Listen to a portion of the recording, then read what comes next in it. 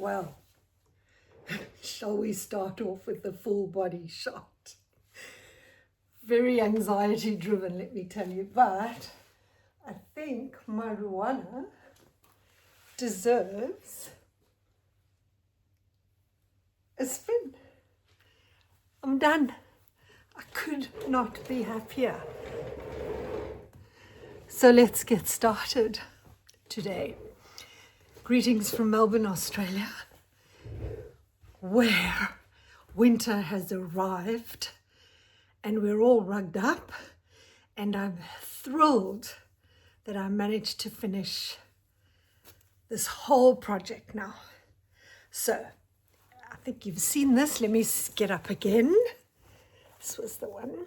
I'll take the Rwanda off. Gosh. And then this was the knitted piece that I made. So that was all part of my fleece to garment year that I did last year. So that's completely done now. And I couldn't be happier. And so I thought I'd just start off with that and get that out the way. Sorry. I still have some fleece left. I've got, this was the Polworth fleece that I bought. I don't know how much it is. Maybe, I don't know, 500 grams maybe. But I need to finish it. I would like to finish it. And on the 4th of July, I think it's the 4th of July. Yes, there's an international thing called the Tour de Fleece, which runs concurrently with the Tour de France, I suppose, spinning and all that, right? And you spin up whatever you have, or you stash bust your fleece. This is the only fleece I have, but just so that I can finish it off and do something with it, and that of course is the $1 million question. Depends on how much I get out of what's left in the bag. So I'm going to wash it and card it and spin it, and then I'll decide whether I want to weave it or knit it. But it is Polworth, and it's so warm and soft and gorgeous that I might just knit it into something. But as I said before, it depends on how much is left. So that's the spinning out the way. Oh, I can tell you this, the Tour de Fleece goes for 23 days. I think Tour de Fleece, Saturday the 4th of July to Saturday the 26th of July for 23 days. I don't know how long it's going to take me to work through that. If I finish it before the 23 days, I will achieve something, because I am the world's worst joiner. Was enthusiastically start off and then I run out of steam. But so talking about wool and fleece, I was given this beautiful book by Stephanie from Can Do Books as a gift, because there were some pages doubled up or something. I don't mind. Isn't he gorgeous? And it includes some knitting patterns, and it's just a brief history of sheep. And if you're interested in a brief history of sheep, there are 2 books that I would recommend. The first one is A Short History of the World According to Sheep by Sally Coulthard. And I got it on audiobooks, and I tried to order a hard copy, but it's out of print, which is really sad. There's nothing like a hard copy, nothing on the planet like a book. So I'm sad about that, but it's I've got mine on audio, on Audible Books.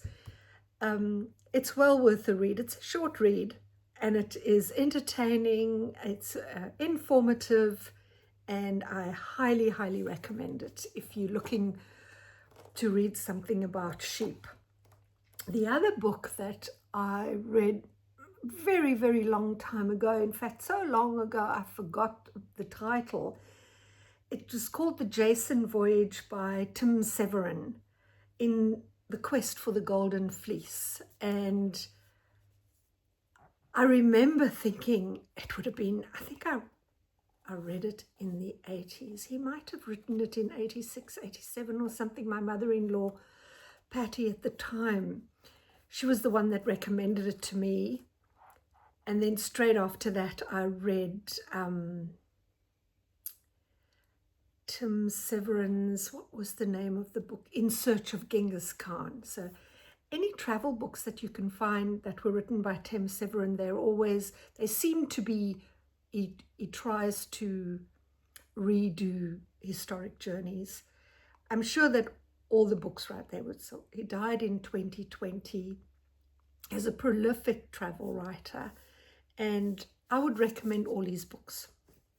But that one in particular, Jason and the Argonauts in Search of the Golden Fleece, that's not the name of the book, but that's how I remember it.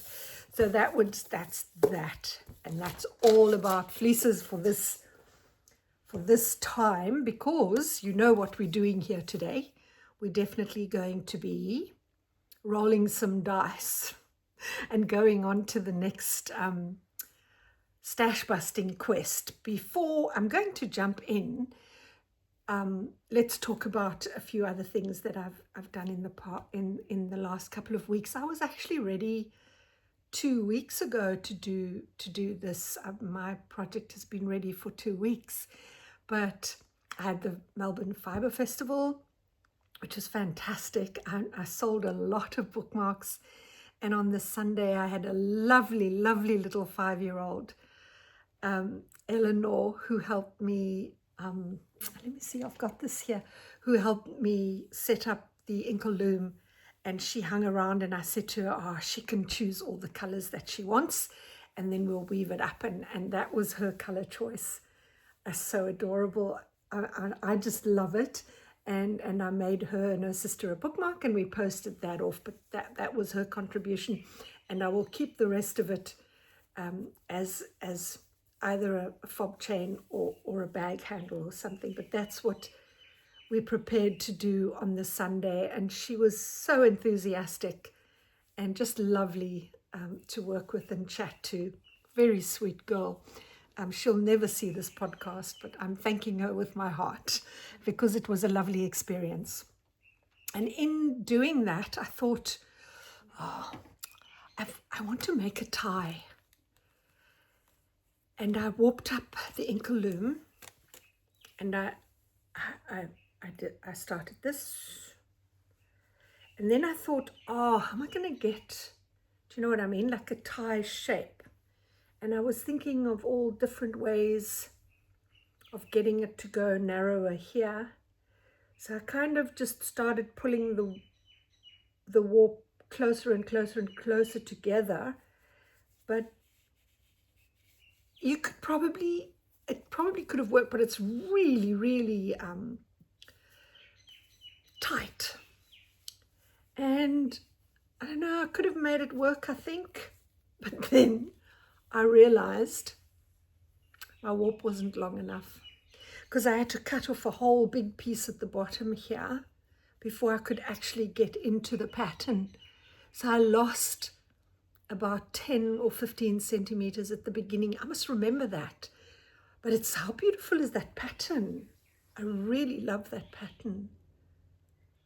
And you know what else? I don't know what book I got it from. Typical. But anyway, so there were 2 ways I was going to go about this here. Did like just pulling the warp gradually tighter up until it couldn't go any tighter, and then just work like that. And I'm sure that if my warp was long enough, this would have worked as a tie. So the other way I thought of doing it, I don't know if there are any inkle loom weavers watching this. As you know, it's a new thing. I thought that if you just took out a few of the warp threads, I was wondering if that would work. Anyway, I'm going to try the tie again, because I think it would make a fabulous tie. Let me see if I can kind of tie it here. Look at that. beautiful. Definitely going to give it another go, but that was that one. And then I've joined a group at the Weavers Guild. They were called World of Weavers, and now they're called, oh Lord, Traditional Band Weavers, or I don't know, something like that. And they are the best group ever. They meet every third Sunday, if you're interested, here in Melbourne at the Weavers Guild.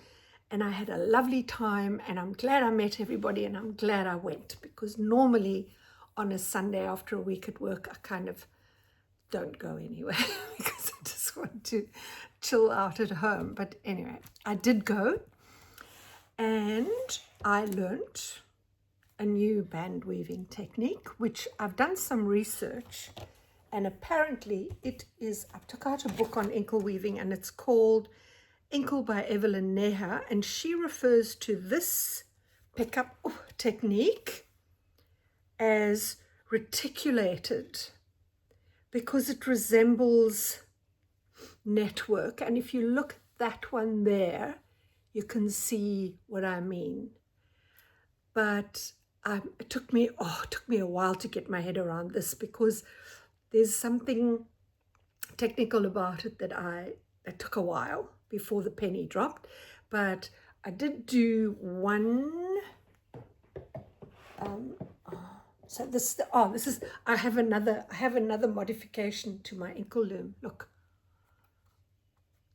I use this needle when I'm working the beginning of my band. I can do a demonstration about that, and my scissors, because what crafter doesn't complain about, where's my scissors? I can never find my scissors. So let me see if it will balance here. Just balance here without falling over. I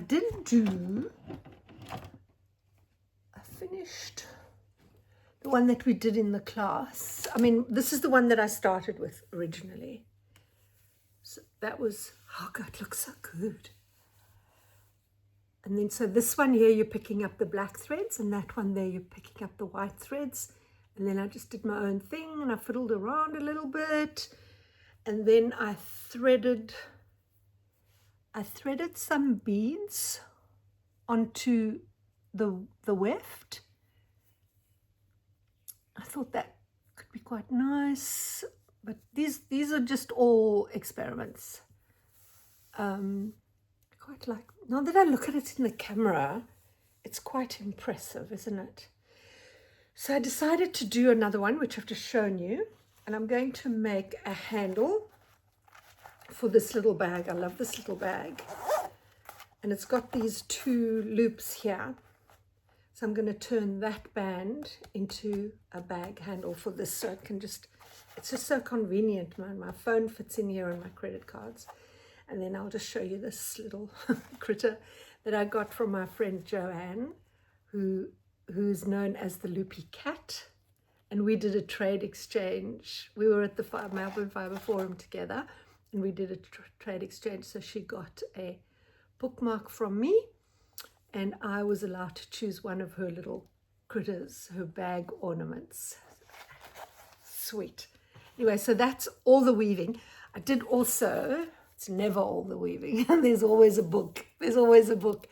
I bought this book, the Band Weavers Project book, and just to give me some more ideas about what to do with bands, because they really are the most exquisite things I have made in a very long time. So if you're interested in a book, you can get this book from Can Do Books in Melbourne, from Stephanie. I think they're on their way. This one was a special order for me because I'm impatient. Anyway, so this is a lovely book if you want to weave some bands and have ideas what to do with the bands. I also went to Pet Barn and bought a dog leash just to see how wide dog leashes are and all that. So that is all about weaving. We're done with the weaving. I went to Ballarat with a friend on Saturday, which was yesterday, and we went to this little shop in Ballarat called the Crafty Squirrel. If you're ever in Ballarat, you have to go to the Crafty Squirrel. It is the most whimsical, beautiful shop I've been in for a long time. I walked in the door and it just sparked joy on all levels. I don't know how else to, I'm going to wax lyrical for hours, but I spotted this little fox. She's a seamstress. What? Miss Ella Illustrates on Instagram. So basically what you get is you get the pattern sort of printed on, am I allowed to do that? You know, the pattern printed on the fabric, and then you make her up. And I just couldn't resist. I'll show you. Let me see.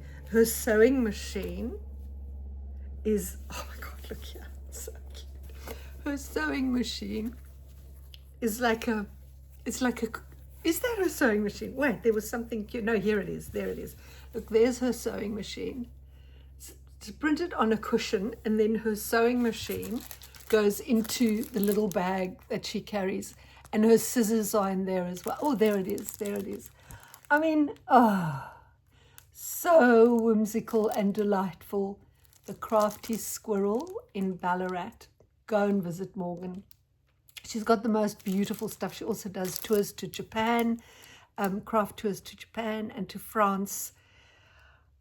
Go onto the website and just have fun.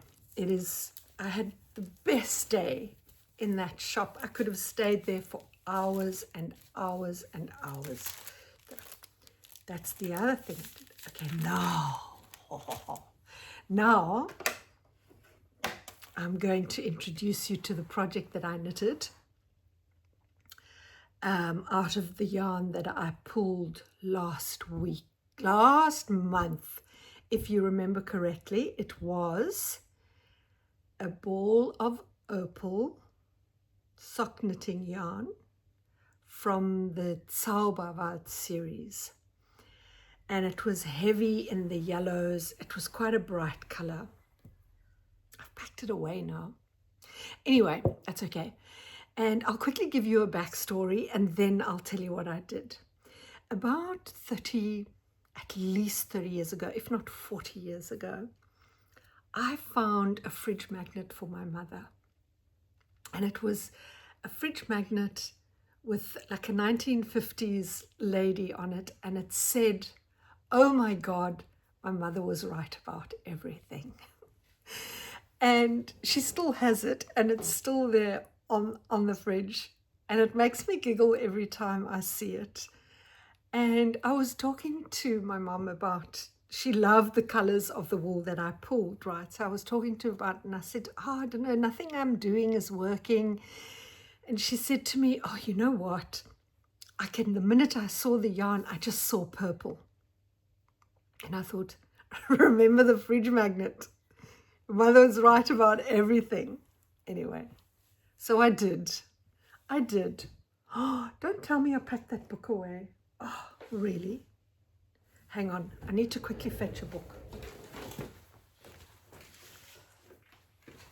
Okay, here it is. Okay, so then I found purple in my stash, and I did a purple one.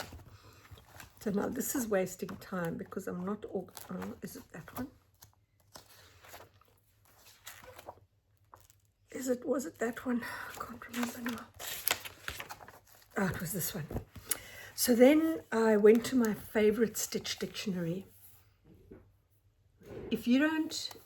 I've got so many stitch dictionaries, but this one here has turned out probably to be my most used stitch dictionary. And it's called Up, Down, All Around. And basically what it is the author of this book took stitch repeats and worked out what the repeat is when you're knitting it straight, which means backwards and forwards, when you're knitting it in the round, when you're knitting it from the top down or from the bottom up, the instructions are in there. So let me see if I can find one. Flat in the round, Okay, so the stitch that I chose was this one here, right? And you can see there the instructions are for flat or in the round. She has the written instructions and she also has charts. The best stitch dictionary ever. If you don't have any or you're looking for a good one, I highly recommend this one. So now you know which stitch I used. I used that one. And before I used the purple, I tried it with beige. I tried it with black. I tried it, everything just looked meh. It wasn't working. And if you remember correctly, I tried to use the doodle book and do some Fair Isle. Nothing was working. So, look, oh, it's fabulous. So I knitted a cowl, right? And of course, one cowl isn't going to use up all the sock yarn. So the purple is a 4-ply Alice Starmore, sort of very similar to Jamieson and Smith kind of yarn. It's quite grippy. And then the opal, this is the inside of the cowl. Sorry, my grey hair everywhere. So that's the inside of the cowl. It's a double-sided. And what I did was, when I got to the top here, I knitted a tunnel. Just knitted 4 rows, purl 1 row, knitted 4 rows, and then I just picked up stitches to close the tunnel. You don't have to do that. You can sew the tunnel down further, but it's a very smooth join here. And then this is just an I-cord, and I joined the I-cord just with an ornamental silver bead. So there are so many ways to wear this. Just let my hair, should I let my hair down? Yeah, I let my hair down. So the first way would be just like, whoops, just like that, and then you just pull that together, and you have a beanie like that, right? Then, and I think this is the plight of many ladies with long hair, you don't know where to go with the hair. So just give me a second, and you can get this out there and then pull it tight, and then you don't have your hair hanging out and you don't know what to do with your hair. That was that one. And then I'll just drop it down. You can wear it as a cowl, just like this. Just like that, and you can pull that up tight against your neck. Oh, like a bietjie wild. I can just pull it up against my neck like that, and it's nice and close and warm. And then the other thing you can do, and this is probably the way I liked it the most, let me try and remember that's it. I flipped it that way around, and then I just folded this down like that. And I like that a lot, like that. You can pull that tight if you like. So that was the other way of wearing it. And of course you can wear it as a beanie with the with that side out, right? With that side out. The other thing you can do is you can just wear it as like an ear warmer. You don't have to, so you can just wear it like that, and then your hair is over here. So it's just like more like an ear warmer rather than an absolute beanie. Yes, I like it. I like it a lot. I'm happy with it. And you can wear it as just a straight beanie like that. And then I thought of some way you could just fasten this. I can't remember what I did, but just pull it up like that. And then you have a full-on beanie. You can turn it up a little bit. There we go. Fabulous. I'm so happy with the result. And thank you very much to my dear mum for suggesting the purple, because I think the purple works really well. Okay, I can put that one to bed.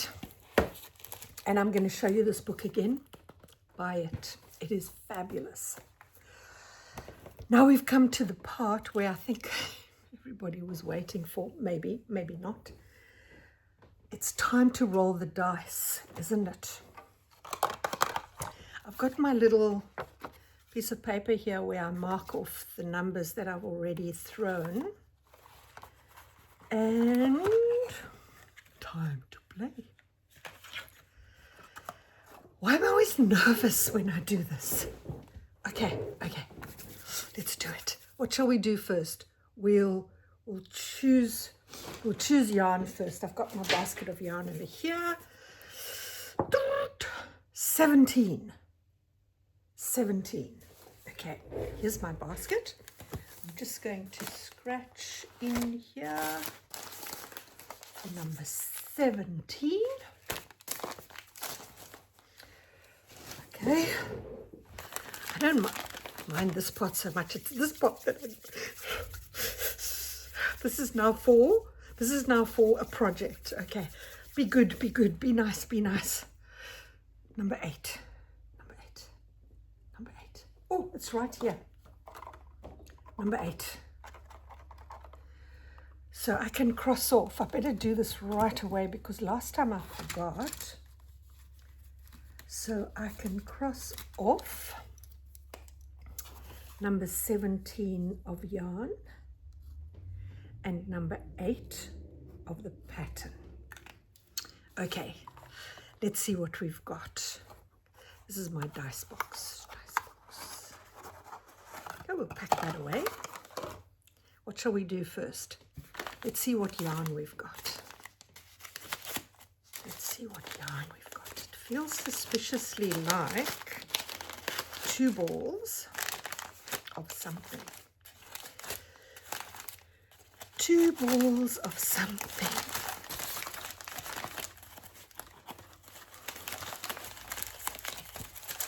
Oh, come on. 2 balls.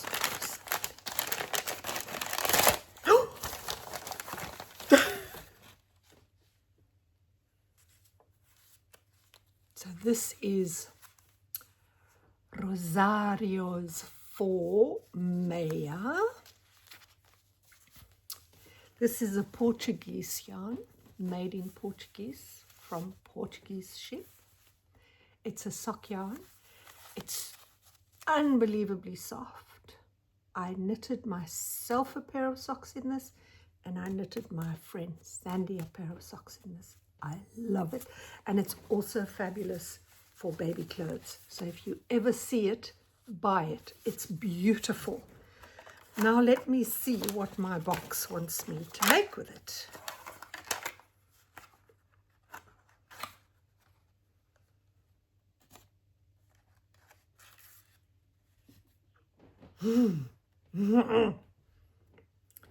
Crochet.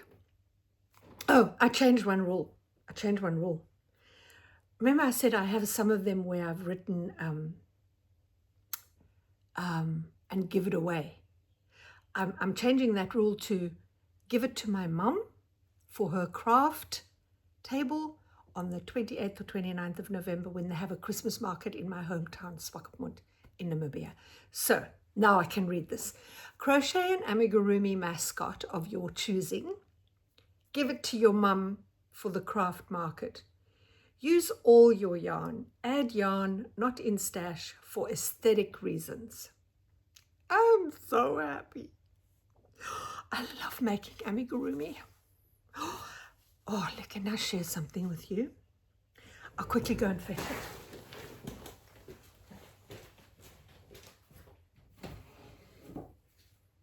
Well, where is she now? Hold on, I won't be long. I won't be long. I won't be long. Oh, here she is. Is it her? Yep. Sorry. Gosh, I'm jumping around today. I'll share something with you. A few months ago, one of my customers came to me and said, "Oh, have you seen the bag charms on Mio Mio bags?" And she showed them to me, and she asked me to write a pattern because she wanted to make a similar one. So I've got the pattern written already, and I'm busy making one just for fun. And but I don't know if I like the little Red Riding Hood cap. So that's so cute. That's her. The bag charms were apparently much smaller, but you know, I mean, there's a limit to how small I'm prepared to go before. Well, not actually prepared to go, can go before I need a microscope, you know, or a magnifying glass.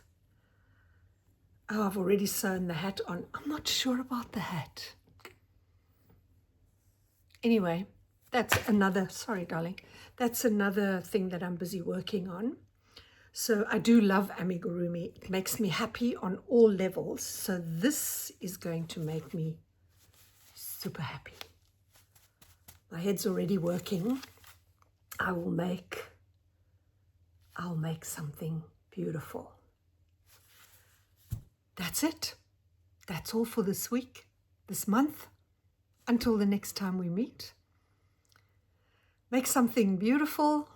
Find something whimsical that brings you a lot of joy. And until the next time, bye.